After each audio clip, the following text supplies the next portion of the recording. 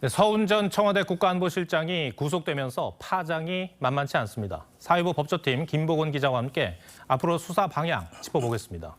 자, 김 기자. 예. 서욱 전 실장이 구속이 안 될 거란 예측도 많지 않았습니까? 그렇습니다. 왜 그러냐면 서훈 전 실장보다 좀 먼저 구속됐었던 서욱 전 국방장관과 또 김홍희 전 해경청장이 구속 적부심으로 풀려났기 때문에 법조계 안팎에서는 서 전 실장이 불구속 상태에서 재판받을 가능성이 크다, 이런 전망이 많았던 게 사실입니다. 네. 그런데도 구속된 결정적인 이유는 뭡니까? 네, 일단 영장 전담 판사가 19시간 동안 고민을 해서 내놓은 영장 발부 사유를 보면 좀 답이 좀 보이실 텐데요. 우선 법원이 이 범죄의 중대성을 언급한 거를 주목을 해야 합니다. 어제 영장 실질 심사에서는요, 종전 최장 시간 기록을 갈아치울 정도로 이 검찰과 서 전 실장 측 간의 공방이 있었는데, 이 검찰이 주장했던 이 서 전 실장의 기초적인 범죄 혐의들이 소명이 됐다고 법원은 본 겁니다. 그리고 두 번째가 증거인멸 우려인데요. 그 앞에 수식어를 보시면요, 이렇게 피의자의 지위와 또 관련자들과의 관계에 비추어, 이런 표현들이 있습니다. 검찰은 서 전 실장이 지난 10월에 국회에서 반박성 기자회견을 열었던 걸 증거인멸의 한 사례로 또 제시를 했는데요. 사건 당시에 자신보다 하급자였던 관계자들한테 공개적으로 일종의 메시지를 전달하고 또 입을 맞추는 과정으로 볼 수 있다는 게 검찰의 주장이었는데, 이 법원도 이거를 감안한 걸로 보입니다.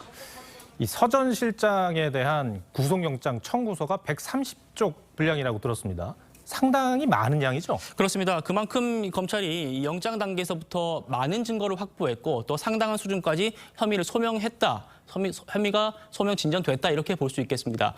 서훈 전 실장의 변호인에 따르면요, 어제 영장 심사 때 검찰 측이 수백 장 분량의 PPT 슬라이드를 만들어서 구속 필요성을 주장했다고 합니다. 그러니까 이걸 만들기 위해서 얼마나 많은 증거가 필요하겠냐, 이런 취지고요. 이에 맞서가지고 서 전 실장 측도 장시간 동안 PPT로 반대 논리를 폈지만 구속을 막지는 못했습니다. 법조계에서는 검찰 수사가 어디까지 확대될 것으로 보고 있습니까? 네, 일단 영장 실질 심사를 앞두고 검찰 측이 서훈 전 실장이 이 서해 피격 사건의 최종 결정권자다, 이렇게 규정을 했습니다. 문재인 전 대통령이 아니라요. 그런데 이 말이 이 서 전 실장 선에서 수사가 멈춘다는 의미로 해석하기는 이르다, 이런 시각이 법조계에서 나옵니다. 제가 통화한 한 검찰 출신 변호사가요, 구속영장을 발부받기 위한 수사 기법일 뿐이다, 이렇게 말을 했는데요. 무슨 말이냐면 서 전 실장이 당시 의사결정 구조의 최정점이 아니라 2인자나 3인자라고 하면 이 구속영장 발부가 비교적 어렵기 때문에 좀 쉽게 발부받기 위해서 이 점을 노린 것일 뿐이지 수사를 여기까지 하겠다는 뜻은 아니라는 겁니다. 네.